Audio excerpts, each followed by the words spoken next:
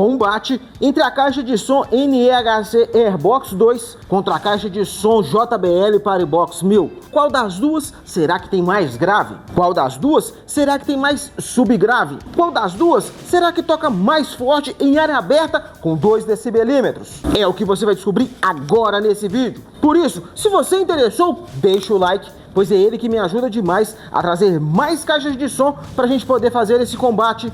Confira sua inscrição para não perder as próximas novidades sobre caixas de som e bora começar com um duelo em área aberta com 2 decibelímetros, um na função dBA e o outro na função dBc.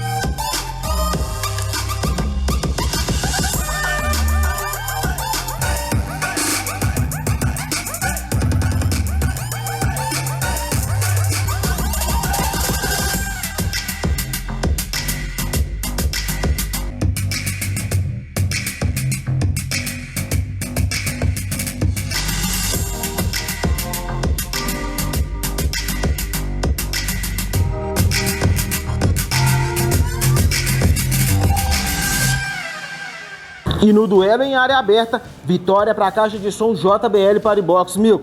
Que independente do resultado, você vendo as duas tocando a mesma música alternadamente, em área aberta, com as mesmas condições, qual te agradou mais? Vamos agora para o duelo de grave com 1 decibelímetro, na função dBc, medindo de 100 Hz até 60 Hz. 100 Hz.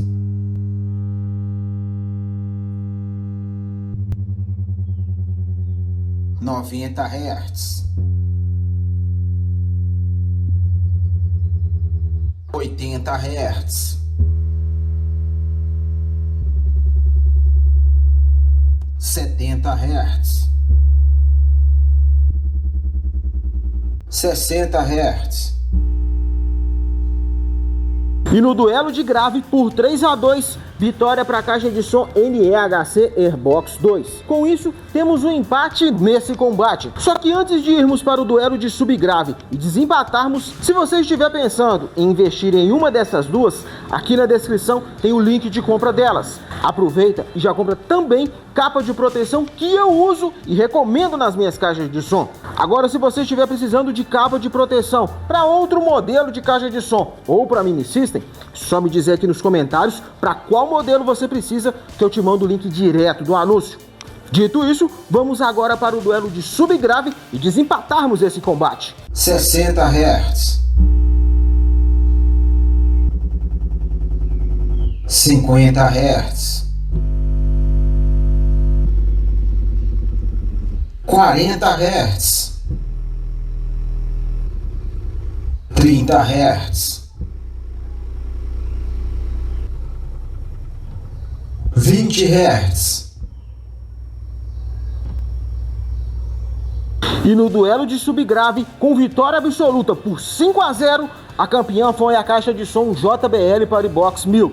Com isso, a campeã do combate por 2-1 é a caixa de som JBL Paribox 1000. Que independente do resultado, a minha opinião sobre a qualidade sonora da caixa de som JBL Paribox 1000 é essa, que é o seguinte, já indo direto ao assunto, ela não ter equalização manual, seja física, aqui nesse painel com esse monte de botão, ou um aplicativo, não me agrada, pelo seguinte motivo, quando você está escutando ela com 50% do volume, igual eu te mostrei, ela sem o reforço nos graves dá a sensação de médio e agudo mais predominante. Quando você solta o volume dela e coloca em 100%, mesmo com o reforço nos graves ativado, eu tenho a sensação que predomina mais médio e agudo. Então, se ela tivesse uma equalização manual física aqui nela ou por aplicativo, eu iria diminuir o médio e agudo e aumentar o grave e o subgrave, que é o que me agrada mais e o que eu acredito que quem compra essa caixa de som quer ver nela. Por isso eu concluo a minha opinião sobre a qualidade sonora da caixa de som JBL Partybox 1000 da seguinte forma: a qualidade sonora dela me agrada, porém se ela tivesse uma equalização manual, física aqui em cima ou por aplicativo, me agradaria mais. Dito isso, vamos agora para a minha opinião sobre a qualidade sonora da caixa de som Airbox 2. A equalização pré-programada dela que mais me agradou foi a equalização Classic. A equalização manual dela é boa, só que eu senti falta de uma equalização para os médios. Testando ela, eu estava sentindo que predomina mais agudo e médio. Então eu tentei, na equalização manual, diminuir o agudo dela. Porém, diminuindo o agudo, dá a sensação que falta alguma coisa. Parece que o volume fica fraco.